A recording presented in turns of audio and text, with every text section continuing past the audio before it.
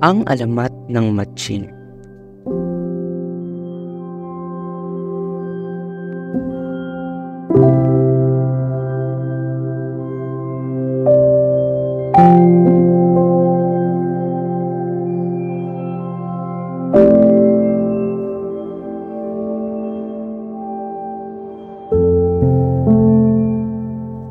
Sa mayamang kaharian, noong unang panahon ay may isang prinsesang ubod ng ganda.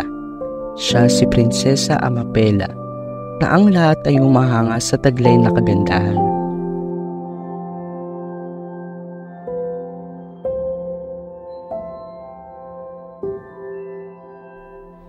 Ngunit sa likod ng kanyang kagandahan ay napakasamang ugali. Ang prinsesa ay ubod ng sungit at suplada. Napakataas ng pagtingin niya sa kanyang sarili.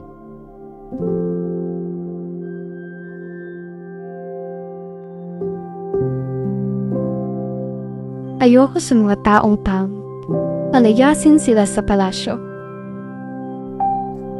Ang palding sigaw nito sa tuwing makakakita ng pangit sa palasyo. Dahil sa prinsesa, ang lahat lamang ng magaganda ang nakakapasok at nakakapagtrabaho sa loob ng palasyo. At ang mga pangit ay itinataboy sa labas upang maging mga alipin at manggagawa.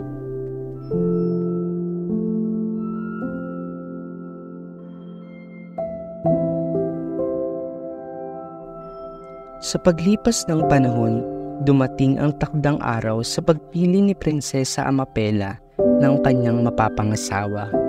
At naghanda nga ang kaharian. Inimbitahan ang maraming maharlik ng tao buhat sa iba't ibang kaharian.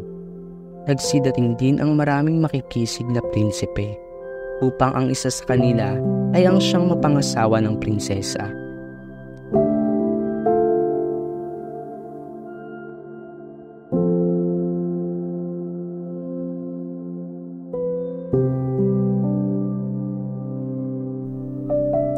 Di nagtagal, nagsimula nang mamili si Prinsesa Amapela ng kanyang mapapangasawa.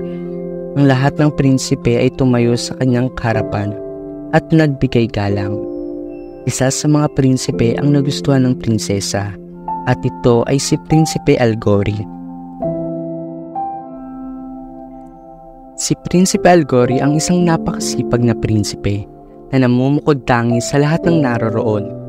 Ngunit bago pa man napili ni Prinsesa Amapela ang makisig na prinsipe, ay may nakita siya na napakapangit na prinsipe. Hindi napigilan ng prinsesa ang kanyang sarili. Sino ka? Hindi ka nahiya sa iyong sarili? Napakapangit mo. Lumayas ka rito at magbalik ka na sa kuwebang pinanggalingan mo. Ang bulyaw nito, nabigla ang lahat sa asal ng prinsesa.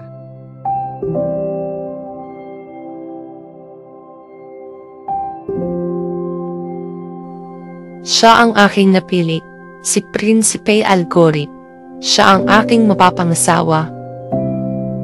Ang agad na idinugtong nito sabay turo kay Prinsipe Algori. Masayang lumapit si Prinsipe Algori sa prinsesa at humalik sa kamay nito. Sa isa nang nag-aalisan ang mga nabigong prinsipe, ngunit nanatiling nakatayo sa harapan ang pangit na prinsipe. Ano pang hinihintay mo? Lumayas ka na. Ayaw kitang makita. Ang muling bulyaw ng prinsesa na tila nandidiri. Malumanay na nagsalita ang prinsipeng pangit. Hindi ako manghinayang sa isang katulad mo.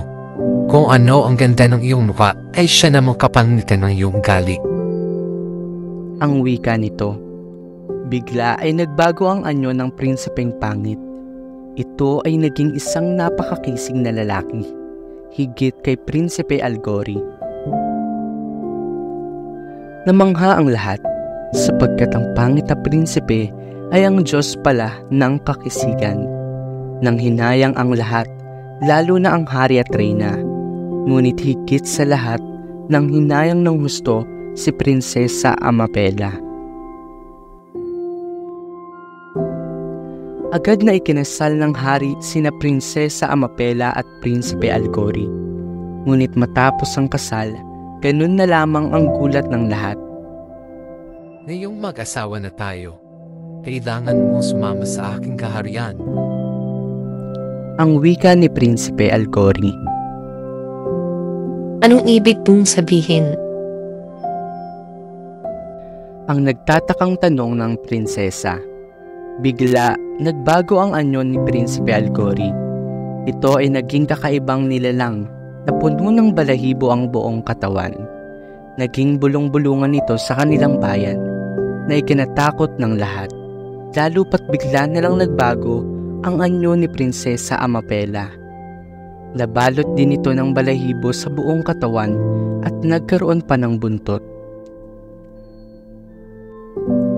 Hindi makapaniwala ang lahat, subalit huli na dahil dinala na si Prinsesa Amapela sa kagubatan ni Prinsipe Alcori na siya palang Diyos ng mga hayop sa gubat.